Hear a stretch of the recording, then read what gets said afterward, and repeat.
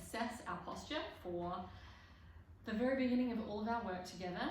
And this is going to be really fun because this is going to bring some really awesome awareness as to how you're holding yourself, what sort of pressure might be going on your diastasis, and how we can start moving forwards to assist our body to heal. So once I show you what we're looking for, I want you to, actually now, what I want you to do is just go and take a selfie like this in the mirror, however you naturally stand, and then come back here. We'll pause the video, come back, and then we're going to assess it together. Okay, so hopefully that you've gone and taken your video now, and you're going to have a look at your posture. And I just want you to have a look at myself. So, okay, so I've got my little sticky note here. All right, and just have a look at what I'm doing here with my posture. Can you see that my back is behind my bum and that it's close to the, what do you call it, it's close to the post-it, right? Okay, now, see how I might be sticking my bum forward and I might be slouched, right? And what happens is if we're in this slouch position, we're clenching our glutes, a lot of pressure's going on our lower back, and there's a lot of strain going on our diastasis if you have one, or even if you're just newly postnatal, okay? Now have a look what happens if I bring my shoulders slightly, my back slightly in front, so that my bum is further away than my back. Can you see how that just looks more upright? And when I'm in this position with my bum further back than my back, then there's less strain going on the tummy, on the diastasis, there's less strain on the back, and then I'm more upright, so everything is more streamlined. Okay, so there's less pressure overall over the whole system, which is what we want.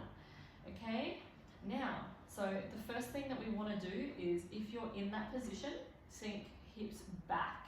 So your bum needs to be further behind than your back. Now you might just have a slight tilt, it might be like this, but have a slight tilt more forwards.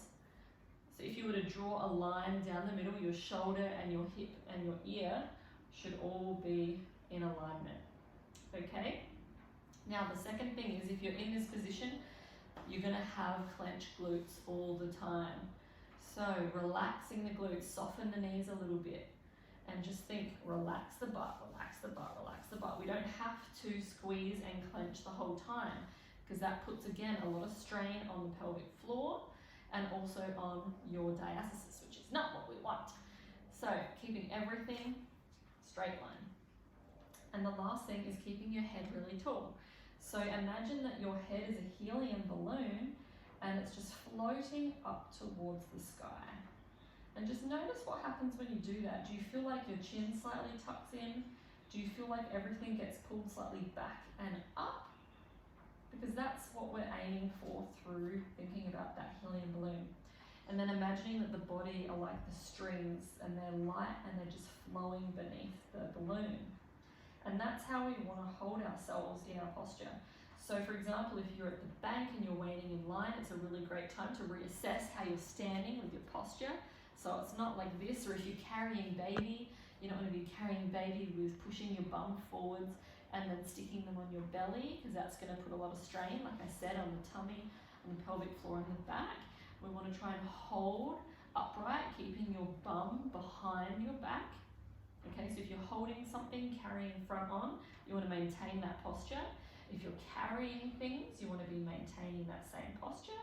If you're waiting at the traffic lights, you want to be maintaining that posture. If you're on the phone, okay, we want to stop cocking hips out to the side and propping baby on the side. We want to stop just standing to one side like so. We want to keep everything neutral so that we're not creating imbalance in the body, more tension than necessary in the body. So a really fun exercise could be, next time you're at the playground, or you're catching up with some friends, or maybe you're just sitting in a cafe, people watch. Just have a look at people's posture. It's really fun, especially like I've noticed since I studied my recent course, I'm really noticing people's posture. So I'm looking at how people are standing. I'm noticing some people are like this, So this could be the other way that you're standing, is a little bit of a duck bum, where you have an anterior tilt which overly lengthens the front, and then it really pinches through the back. You're going to end up turning your glutes off, and then you're going to have just tightness in all different weird places. So you might notice that there are people that stand like this. You might notice that there are people like this. You might notice that there's people just with like forward head posture. Just have a notice of what people are doing, and then re-correct yourself accordingly. And just treat it fun. Just have fun with it. We don't want to be doing it with pure judgment of ourselves. I like to see it as a little bit of a game. So when I catch myself out, I'm like, oh, okay, I'm gonna reassess my posture. Like I sometimes do my wiggles and then I restart again. But if you do know someone that hasn't got good posture, you could use them as a little bit of inspiration. So I had a friend at high school who had really bad posture. And I still use the analogy today, stand up straight, don't want to look like Kevin. And it was because he walked around like Mr. Burns. And I always remember that. So every time I saw someone that reminded me of him, I would think, sit up straight, don't want to look like Kevin. And so it would put me back into a better standing posture. And it has worked in my favor because I've always thought about posture ever since that moment. So if there's something that can connect you back to good posture, bring it in, make it fun. Okay, but have a look through your image. You might like to, if you have something on your computer where you can draw a line, and then just see whereabouts you need to be sitting, because if you're slightly like this, you might need to just come forward slightly. Maybe you're too far forward and you need to come forwards, or if you're like this or like this, then you can just adjust accordingly.